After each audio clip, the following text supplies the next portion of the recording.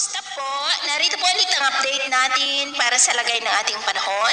Ngayong hapon po ng September 29, 2025. Sa ngayon po ay Easter days pa rin ang hangin na umiihip ngayon dito sa ating bansa. Ito po ay mainit na hangin na mula po dyan sa may Pacific Ocean. Samantala, sa labas po ng ating area of responsibility mula sa kumpol ng Ulapan sa silangan ng Visayas, ay meron na pong low pressure area na nabuo. Base po yan sa datos ng JMA at tinawag po nila itong Invest 93W na nasa layo po ngayon ng 1,550 km east ng Northern Samar at kikilos po yan pa-west, northwestward at posible na makapasok sa Philippine Area of Responsibility sa darating na Miyerkules at kung lalakas yan bilang bagyo, ay tatawagin po sa local name na Bagyong Paulo na banta muli lalo na dito sa Luzon, sa northern part po. Pero paalala lamang po na posible pa na magbago ang forecast na ito kaya atin lamang po ang babantayan yan hanggang sa hindi po tuluyan na nalulusaw. At ito nga ang pinapakita ng forecast model na ating ginagamit hanggang po sa susunod na 2 linggo. At sa lagay ng ating panahon,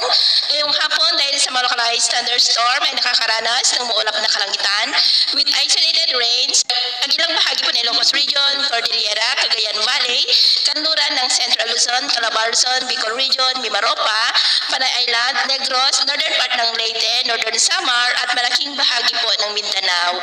At mamayang gabi may mga isolated rains pa rin sa ilang bahagi nating bansa lalo na sa Sulu Archipelago, Zamboanga Peninsula, Northern Mindanao, Sorsogon, Davao, Western Visayas, Cebu, Bicol Region, Marinduque, Palawan, Pangasinan, Bicol at ilang bahagi ng Northern Luzon kaya mag-ingat po tayo sa mga banta pa rin ng mapagbaha at pagguho ng lupa. At sa